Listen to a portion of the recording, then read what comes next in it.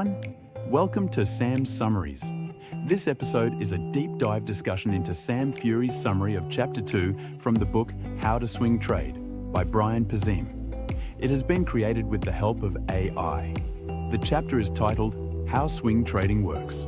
You can read the original post at samfury.com. All right, so are you ready to make some money? Let's do it. Today we're diving deep into the world of swing trading. Yeah.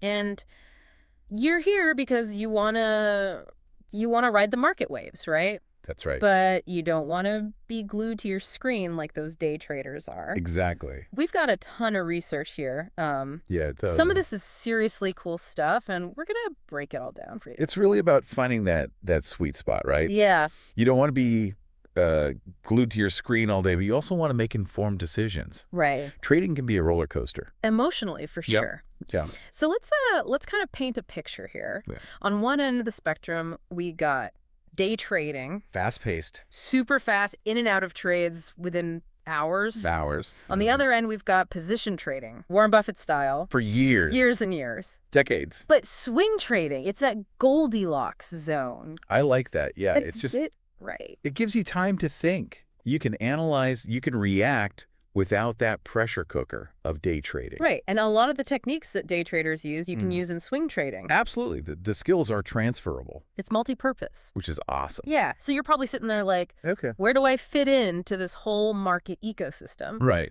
Well, you, my friend, are most likely a retail trader, Probably. meaning you're calling the shots You're in control. with your own funds, Yes, you are. which brings us to a very interesting point. Being a retail trader can actually be an advantage. Really? You're more agile. Okay. You can seize on those niche opportunities I see. that maybe those big institutions are just too big for. That's fascinating. It's like a speedboat Okay. weaving through a harbor full of giant cargo ships. I love that visual. Okay. So now Yeah. you've probably heard some buzz about social media Right. for swing trading clues. A lot of talk about that. And while there's some truth to that, Yep. it can also be a bit of a minefield. Oh, yeah. Tons of misinformation out there. Right. Anyone can claim to be an expert. Exactly. So how do we sift through all that noise Right. and find the real gems? I think transparency is key. Okay. You want to find traders that are actually sharing their analysis, Right. Not just their wins. not just the wins. Yeah, you got to see the whole picture. What about their track record? Absolutely. You want to look for a proven track record. Don't just blindly follow anyone. Definitely not. You want to develop your own skills. So true. So let's get into the core of swing trading now. Okay. We've got two main directions, Okay. going long and shorting. Right. Think of it like this. A bull Yeah. charges forward horns up. That's going long. Buying an asset, hoping it's going to go up. You're buying an asset, expecting it to rise, Yep. and then you sell it at a higher price, Hopefully. lock in some profit. And then we have the bear, Yeah, the bear. sniffing the ground, nose pointed down. Down This the is shorting, betting on an asset's price to fall. You're essentially betting on an asset's price to fall. Exactly. Now, one of our sources had this great quote. Okay. Bulls take the stairs up, bears take the window down. That's a good one. So shorting can lead to faster profits. Intentfully. B, It's riskier. it's riskier. High risk, high reward. That's the market for you. That's how it works. So before you jump into any trades, Yeah. long or short, You got to understand the market. you need to understand The bids and the asks. the bids and the asks. Where the buyers and sellers meet. So think of it like a bustling marketplace. Lots of people. Buyers are shouting out their bids, What they're willing to pay. what they're willing to pay, and sellers are calling out their asks. What they're willing to sell for. And the difference between those two, That's the spread. that's the spread. Now imagine that marketplace on a quiet afternoon.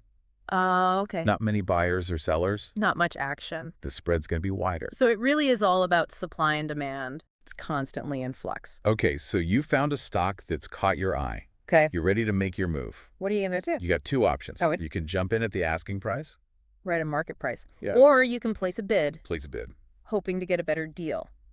Yeah. You could miss out. You could miss out if the price goes up.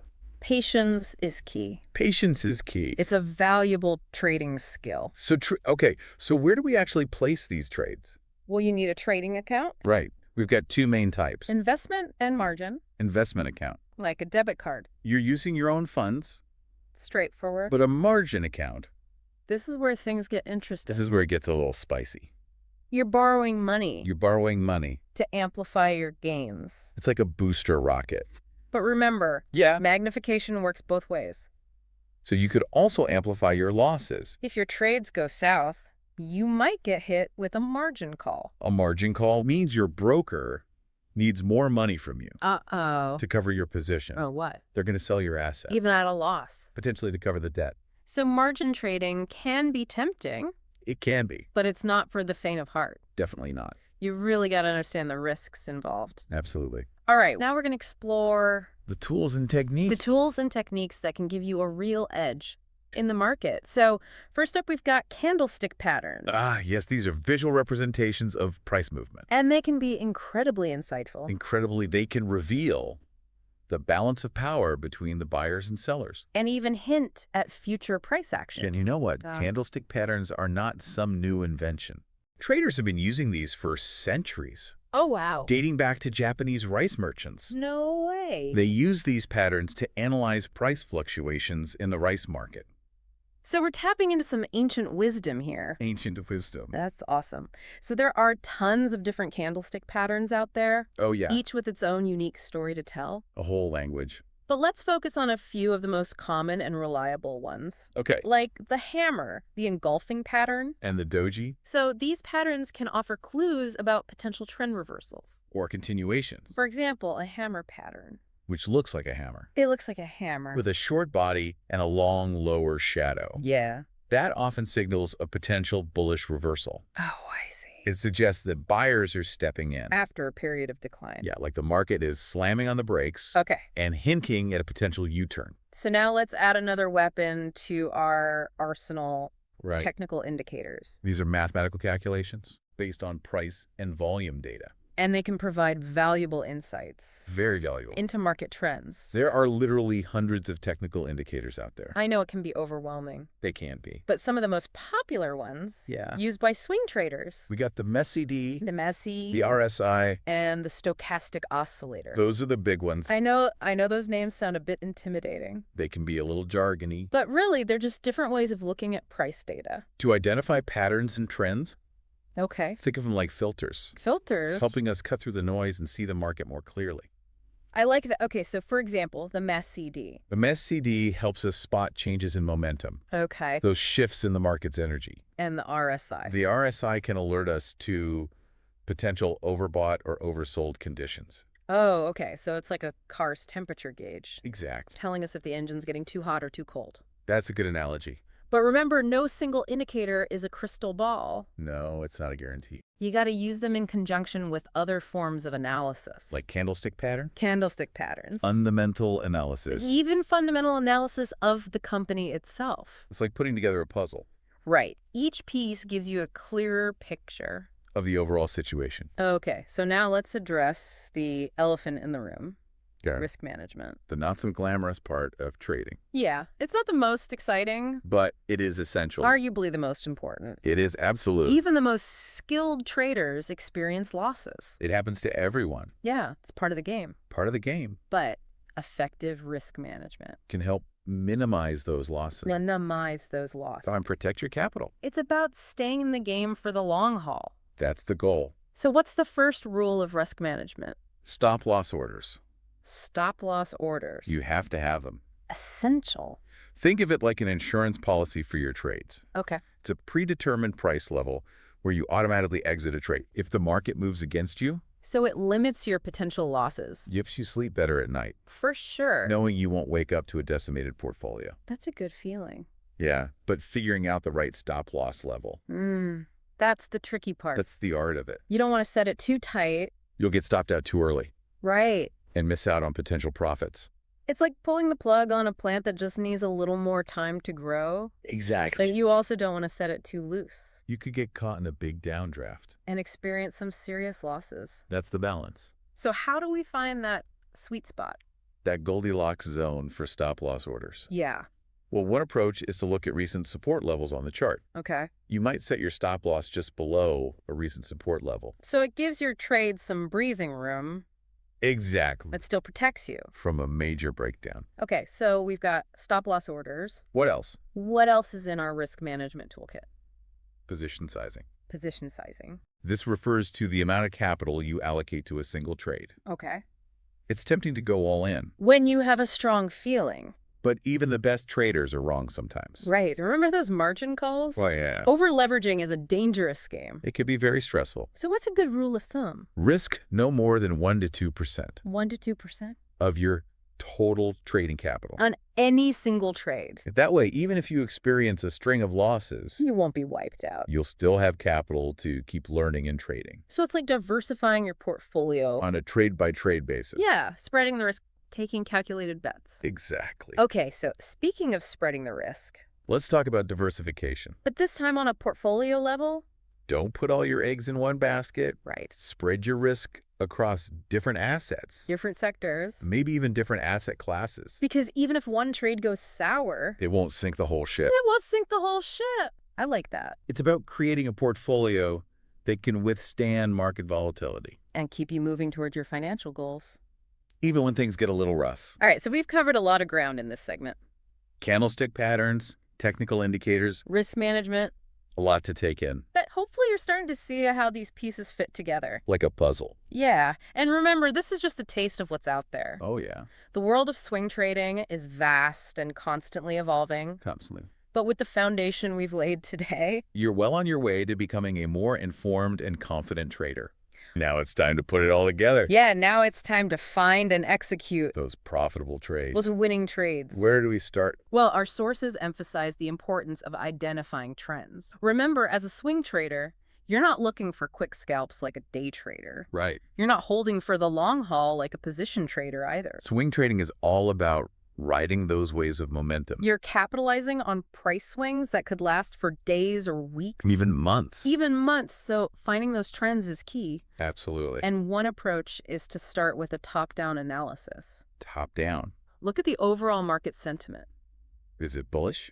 Is it bullish? Is it bearish? Which sectors are showing strength? Which sectors are hot? Which ones are lagging behind It's like checking the economic weather forecast. before you set sail? Exactly. So, Yeah. for example, if the tech sector is booming, Right. you might start looking for swing trading opportunities within that sector. Well, But even within a strong sector, not all stocks perform equally. not all stocks are created equal, right? You got to do your homework. You got to do your research on individual companies, Look at their financials, their earnings reports. their news and announcements. It's about understanding their competitive landscape and their growth prospects. You got to be a detective, A detective. piecing together clues to uncover those hidden gems. I like that. Okay, so once you've identified a potential swing trading candidate, Okay. then you can bring in those technical analysis tools that we talked about earlier. Your candlestick patterns, Yeah. your indicators, Use those technical indicators to gauge momentum. pinpoint those entry and exit points. And of course, we can't forget about risk management, Right. setting those stop loss orders and determining our position size. Based on your risk tolerance. Exactly. Risk management is like that safety net. That allows you to trade with confidence Exactly. Knowing that you've taken steps to protect yourself. from those unexpected market swings. Okay, so now finding that perfect entry point, That's the art. it's a bit of an art, isn't it? It's like waiting for the perfect wave. You don't just jump on any ripple in the water. One common strategy is to wait for a pullback or a consolidation period within an uptrend, So you can buy at a slightly lower price. potentially increasing your profit potential. It's like waiting for a sale at your favorite store. Exactly, you get a discount. Increase your return on investment. Patience is key. Patience is a virtue. Don't chase every price fluctuation. Wait for the right setup. Only enter trades when you have a high probability of success. Okay, so we found our entry point. We're in the trade now. What? No, we monitor. We monitor our position. The market is constantly in motion. What looked like a strong trend yesterday. Might reverse course today. It's like riding a wave, you have to adjust your balance. Stay aware of those changing currents. So it's crucial to have an exit strategy. Don't let your emotions take over. Stick to the plan, Exit the trade when your profit target is reached. or your stop loss is triggered. Be disciplined, Be objective. even when things get exciting. It's like knowing when to fold in poker Sometimes the best decision is to walk away. and live to trade another day. Exactly. Swing trading is a journey. Not a destination. There will be wins and losses along the way. That's part of the process. But you can increase your chances of success Over the long term. by continuously learning, adapting, and refining your strategies. So we've covered a lot in this deep dive. A lot of ground. What does it all mean for you, the listener? What kind of swing trader do you want to be? Will you focus on momentum plays or will you take a more value-oriented approach? The beauty of swing trading is its versatility. You can tailor your strategies to fit your goals, your risk tolerance, and your time commitment. And remember, this is just the beginning. Thanks for tuning in to Sam's Summaries. If you found this episode useful, let us know with a like, follow, and share. Also, if you haven't already, be sure to visit samfury.com to get free access to all of Sam's original summaries. You can also get any of Sam's books and other exclusive content. It's all completely free at samfury.com.